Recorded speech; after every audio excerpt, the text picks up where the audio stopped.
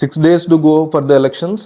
ఈరోజు మనం మాట్లాడుకోబోయేటువంటి topic Indian పాలిటిక్స్లో కులము, మతము, రిలీజన్ అండ్ క్యాస్ట్ యొక్క పాత్ర.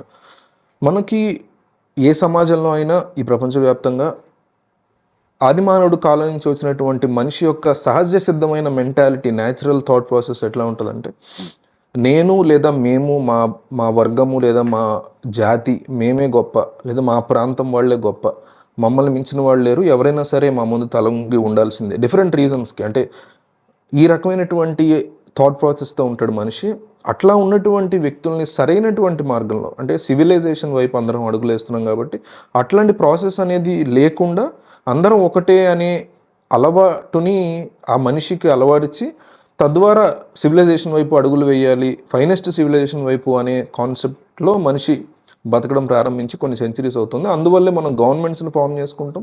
అయితే ఈ ఫార్మేషన్ ఆఫ్ గవర్నమెంట్స్ యొక్క అసలు పర్పస్ ఏంటంటే ఇందాక చెప్పినట్టు ఇది. కానీ దాన్ని మార్చేసి ఈ మనిషికి ఉన్నటువంటి ఆ బ్యాడ్ మెంటాలిటీ, నేనే గొప్ప, నా వర్గమే గొప్ప, నా జాతే గొప్ప, నా కులమే గొప్ప అనే అందులోంచి వీళ్ళు దాన్ని ఓట్ బ్యాంక్ పాలిటిక్స్గా కంప్లీట్గా మనకు ఉండేటువంటి ఆ మెంటాలిటీని వీళ్ళు డివిజన్ చేస్తూ ప్రాంతాల పేరు మీద కానీ, కులం పేరు మీద కానీ, మతం పేరు మీద కానీ మనుషుల్ని పూర్తిగా డివైడ్ చేసేస్తూ మీరు వేరు, వాళ్ళు వేరు, వాళ్ళు ఎలా చేశారు, మీరు ఎలా చేశారు అనేటువంటి వైషమ్యాలని చిమ్మి దాన్ని ఓటు బ్యాంకుగా మార్చుకోవటం. ఒకవైపు అంతా కూడా ఒక నాయకుడికి లేదా పార్టీకి, ఒకవైపు అంతా కూడా ఒక నాయకుడికి లేదా పార్టీకి డైవర్ట్ చేసేసి ఆ రకమైనటువంటి అంశంలో మనం బిజీగా ఉండేలా చేసి అవతల నిజంగా జరగాల్సినటువంటి ఫైనెట్ సివిలైజేషన్ కోసం జరగాల్సినటువంటివి, మీరు పావర్టీని ఎరాడికేట్ చేయడం అనండి, ఎంప్లాయ్మెంట్ ప్రొవైడ్ చేయడం అనండి, ఇన్ఫ్రాస్ట్రక్చర్ అనండి, రోడ్స్ అనండి, ఇవన్నీ కూడా ఏమీ లేకుండా జాగ్రత్తగా వాళ్ళకి తగ్గట్టుగా మనం బతికేలాగా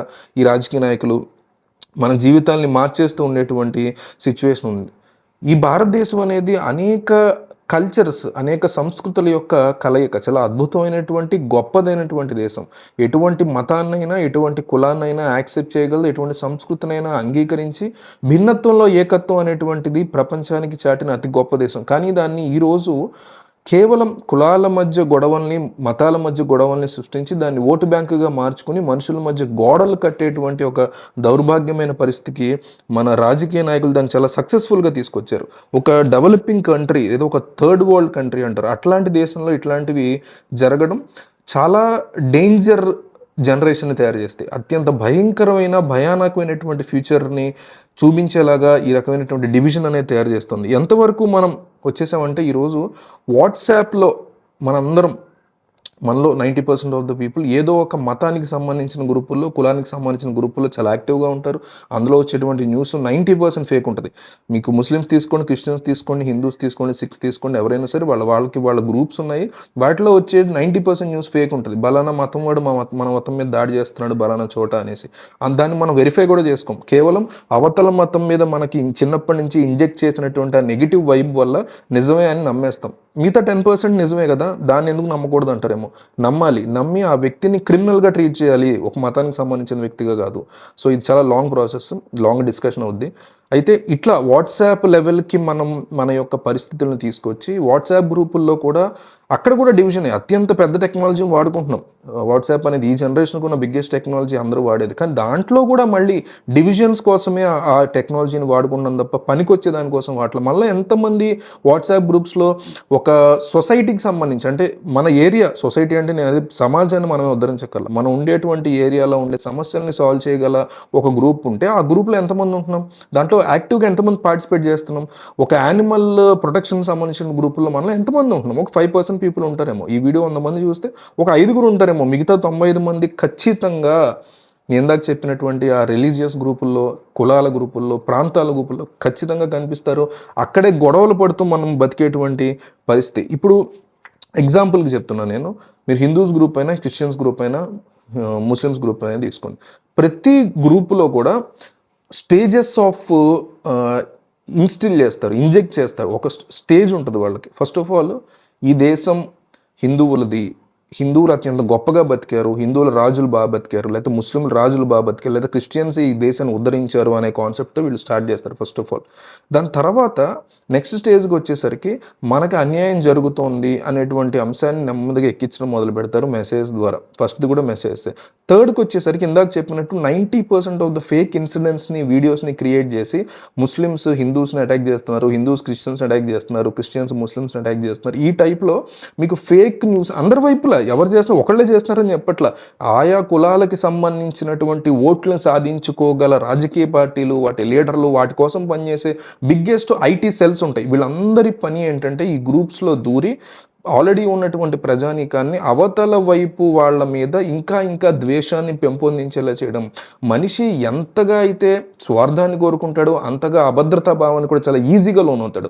ఆ అభద్రతా భావం ఎప్పుడైతే ఉందో మన కమ్యూనిటీని ఈ నాయకుడే కాపాడగలడు అని ప్రతి కమ్యూనిటీలో వాళ్ళు జనాలు అనుకోవడం మొదలుపెట్టిన తర్వాత అది వాళ్ళకి ఓట్ బ్యాంక్గా మార్చుకోవడానికి చాలా చాలా ఈజీ అయిపోయేటువంటి పరిస్థితి. ఇల్లిటరసీ కూడా, అంటే అక్షరాస్యత లేకపోవటం అనేది కూడా ప్రజలు మనల్ని ముఖ్యంగా కులాల విషయంలో మీరు రూరల్ ప్లేసెస్ ఎక్కువగా విజిట్ చేస్తే తెలుస్తుంది.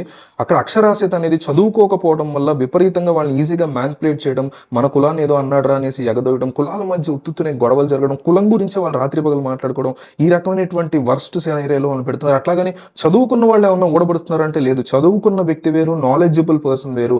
పరిస్థితుల్ని ప్రాక్టికాలిటీగా కాసేపు ఆగి కూర్చుని మనం ఏంటి, మనం ఎందుకు గొప్ప, నా కులం ఎందుకు గొప్ప, నా మతం ఎందుకు గొప్ప అని ఆలోచించుకుని వాటికి ఫూలిష్ రీజన్స్ కాకుండా అవతల వాడికి మర్యాద ఇచ్చి మనం కూడా మర్యాద తీసుకోవాలనే కాన్సెప్ట్లో అడుగు పెట్టకుండా కేవలం చదువుకున్నంత మాత్రాన కూడా ఇది సాల్వ్ అయ్యే పరిస్థితి లేదు. అన్ని అంశాల మీద ఒక అవగాహన ఏర్పరచుకుని లాజికల్గా, ర్యాషనల్గా ఆలోచించగలిగేటువంటి మనస్తత్వాలు వచ్చిన రోజే ఈ థింగ్స్ కానీ ఇష్యూస్ కానీ సెట్ అయ్యే పరిస్థితి తప్ప, లేదంటే ఇవి సెట్ అయ్యేటువంటి పరిస్థితి ఎట్టి పరిస్థితిలో ఉండే ఛాన్సెస్ అయితే కనిపించట్లేదు. మనకి ఈ క్యాస్ట్ ఇష్యూస్ని పాలిటిక్స్లో వాడుకోవడం అనేది, క్యాస్ట్ ఇష్యూస్, అన్టచబిలిటీ ఇవన్నీ ఎన్నో సంవత్సరాల నుంచి ఉన్నాయి, అయితే ఎన్నో శతాబ్దాల నుంచి ఉన్నాయి, సెంచరీస్ నుంచి. అయితే ఈ బ్రిటిషర్స్ టైంలో దీన్ని చాలా తెలివిగా వాళ్ళు పొలిటికల్గా వాడుకోగలిగారు. ఒక ఏరియాలో ఉండేటువంటి క్యాస్ట్ మొత్తాన్ని ఒకవైపు మొబిలైజ్ చేయగలటం.